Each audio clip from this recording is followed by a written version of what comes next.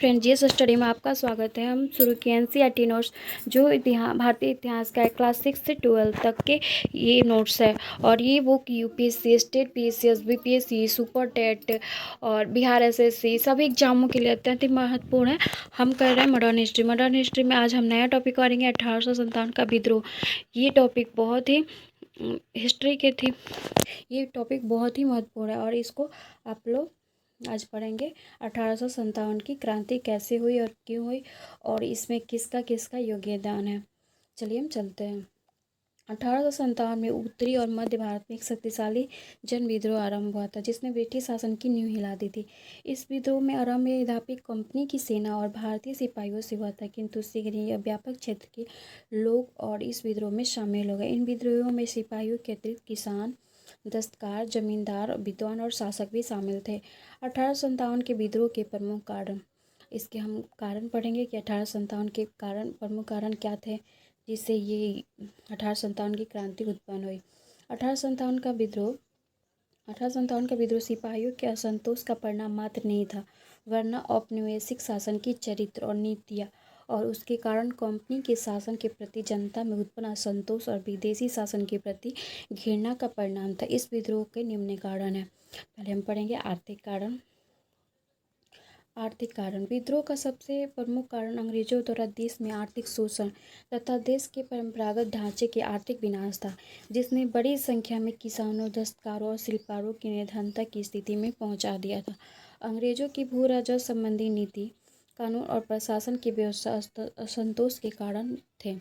लगान की दर बहुत अधिक होने के कारण भूमि का स्वामित्व अन्य किसानों के हाथों से निकलकर व्यापारियों और महाजनों के हाथों में चला गया। ये नए जमींदार उन परंपराओं और अपरिचित थे जो पुराने जमींदारों को किसानों से जोड़कर रखती थी, इसलिए उन्हें लगान में बहुत अधिक वृद्धि कर किसानों की निर्धन कर दिया। साथ ही जो किसान लगान नहीं दे सकते थे उनकी जमीनें छीन ली गई।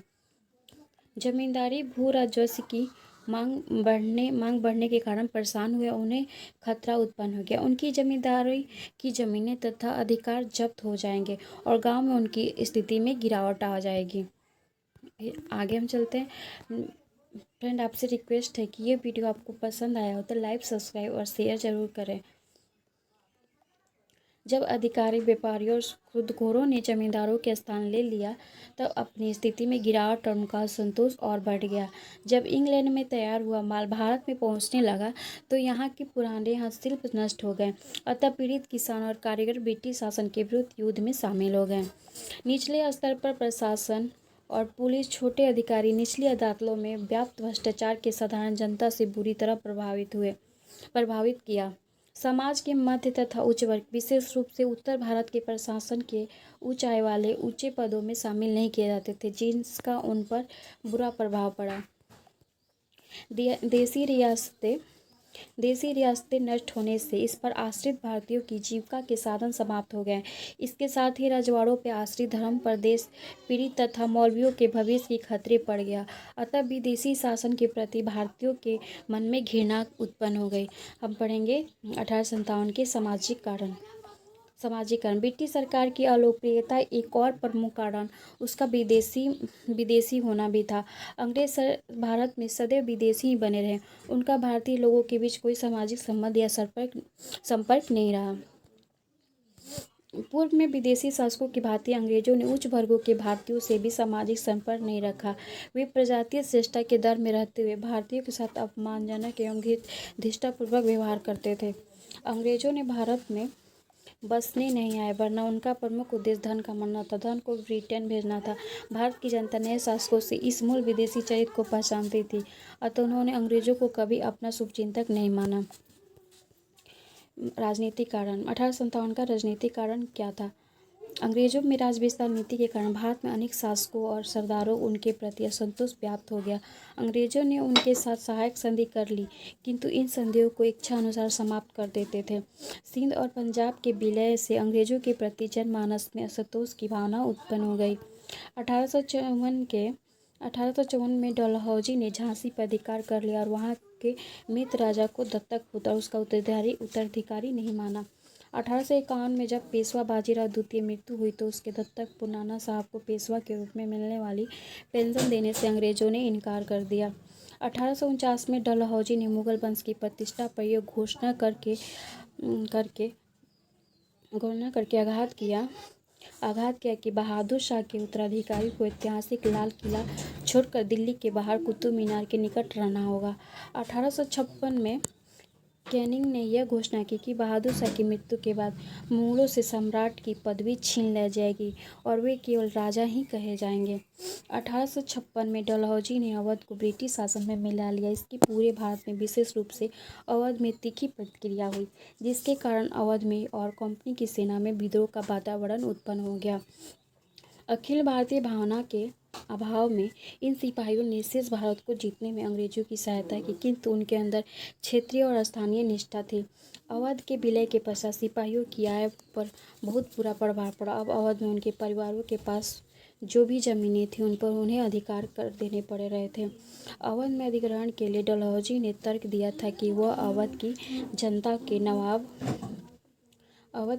के नवाब और प्रशासन सेना को भंग हो जाने से हजारों कुलीन और भद्र लोगों का अधिकार तथा सिपाही में बेरोजगार हो गया है।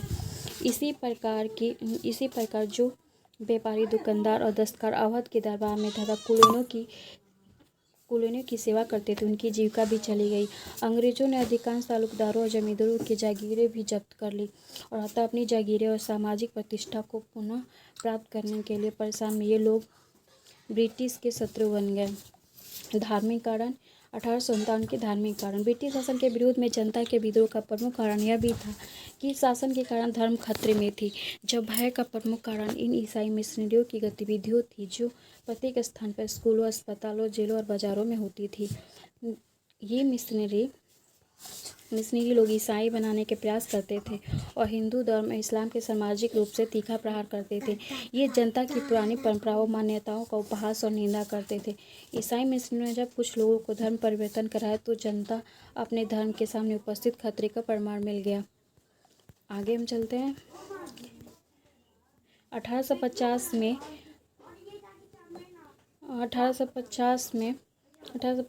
में सरकार ने एक कानून बनाया जिसके अनुसार धर्म बदलकर ईसाई बनने वाले अपनी पैतृक संपत्ति से अधिकार मिला।